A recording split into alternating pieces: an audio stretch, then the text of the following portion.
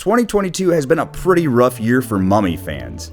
The ride closed down on January 7th for a lengthy refurbishment and was slated to open late summer. So of course, with an implied refurbishment timeframe of at least 6 months, speculation ran wild as to what changes would be made to the ride.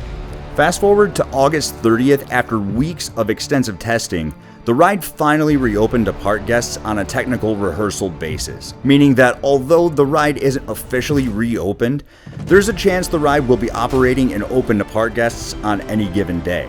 And lucky me, the ride happened to be open during the first 2 days of my Universal trip in early September, so I was absolutely pumped to snag a few rides and see exactly what changes were made to the Mummy. Let's go ahead and talk about what I discovered.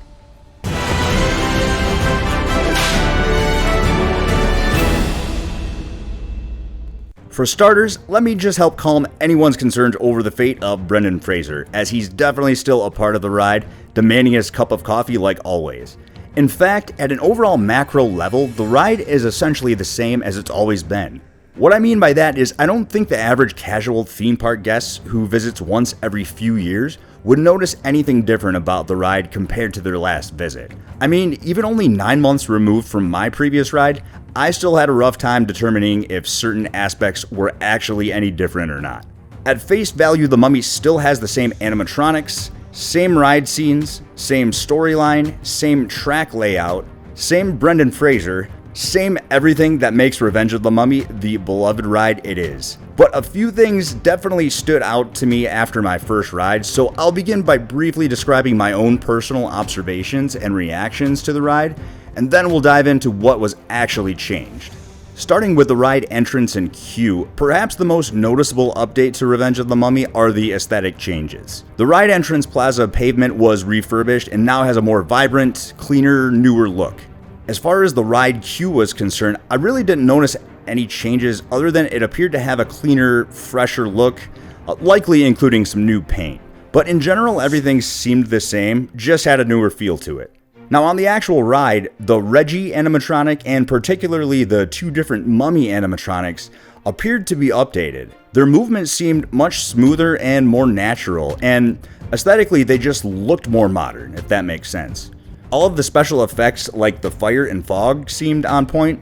The various screens and projections throughout the ride were seamless. Overall, everything appeared to be hitting on all cylinders, including the Brendan Fraser scene at the end. Now, from a ride feel standpoint, the ride vehicles seemed to move throughout the dark ride portion very gracefully, if you will. Just a very smooth overall progression and timed very well with the different scenes and rooms. And perhaps most importantly, even the track felt smoother throughout the entire ride. Now, the 2 moments of the ride that I thought were vastly improved were the notoriously jarring abrupt stops the ride vehicle makes in the Beetle room and in the exit platform fake-out scene. Previously, these 2 moments were very uncomfortable, enough so that they would discourage some riders from ever riding again. After the refurbishment, however, these moments have been smoothed out completely. Now obviously what one considers to be quote-unquote abrupt or comfortable is of course subjective, so it's possible that some might still consider these moments uncomfortable, but let me just tell you, they are way more comfortable compared to what they used to be. Before, I would say these moments sort of took me out of the ride experience as they could be painful, but now they feel much more natural and didn't take me out of the ride experience at all. All in all, upon exiting the ride, my initial reaction was simple. The Mummy was running better than ever and felt almost like a brand new ride. Pretty high praise, I know. I'm sure some might consider the changes relatively subtle as to not warrant such a lengthy refurbishment, but I think Universal did a tremendous job with the updates. And when you break it all down, they truly gave the Mummy a significantly extended lifespan. So for the real question, what actually changed on the ride? In order to get there, let's first talk about things that didn't change, even though they may have seemed new. First off, the ride's new perceived smoothness, combined with how long the refurbishment took, has led some to assume that the ride may have been entirely retracked, similar to what Universal did with the Incredible Hulk coaster back in 2016. But surprisingly, no. Although the ride is smoother, the track is still the same. Second, the ride animatronics appear to be new, but they too are still the same figures as before. So what gives then if all that's the same? Why does everything seem smoother, newer, and just overall better? Well, it might not be the sexiest answer in the world, but the main major change is that Universal entirely revamped the ride system's software, and I'm sure gave a little extra attention to the ride vehicles as well. But yes, the updated systems are able to provide a completely enhanced ride experience. Pretty simple answer, right? The animatronics seem updated because, in a way, they are. The updated controls allow for a smoother range of motion, more or less restoring the animatronics to their younger days. This update also makes sense of why the ride moves more gracefully throughout the layout, and why the stopping points are no longer as abrupt and painful. So oddly enough, in one sense, it actually is an entirely new ride. They more or less gave the same body an entirely new and improved brain to help the body operate more efficiently.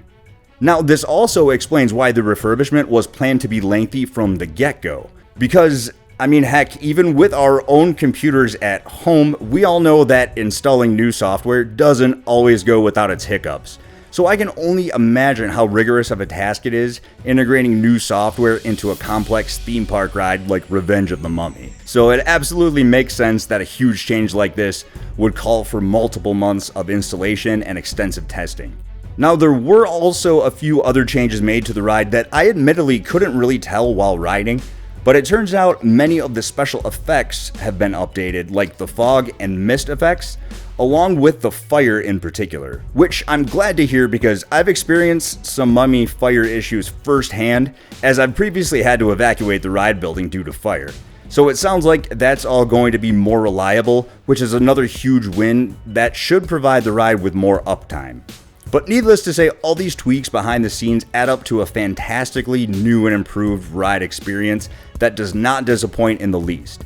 So for all the Revenge of the Mummy fans out there, you can breathe easy knowing your favorite ride is fully intact and better than ever. Now, just keep in mind, as of the recording of this video, Revenge of the Mummy is still in technical rehearsals, so whether the ride is open or closed will likely be more sporadic than usual, as it's not guaranteed that you'll be able to ride while you're in the park. Using my trip as a point of reference, it was open while I was in the park on Sunday and Monday that week, but it was not operating when I came back to the park on both Thursday and Friday. And for anyone who hasn't had the opportunity to ride Revenge of the Mummy yet, now is the perfect time to start planning a trip to Universal Orlando so you can experience this amazing attraction along with all the other world-class rides the resort has to offer. Which, by the way, I do have a helpful Universal planning tips video geared toward anyone considering a future Universal Orlando vacation. So I'll put a link to that down in the description for those who want to get a head start on planning that trip. Otherwise, that's going to do it for today's video, guys. Thank you so much for watching. If you enjoyed the video, do me a huge favor and hit the thumbs up, as it allows this content to reach a larger audience. And go ahead and subscribe to the channel for more theme park news, tips, tricks, and adventures. As always, I've been Mike with Trout Takes, and we'll see you all real soon.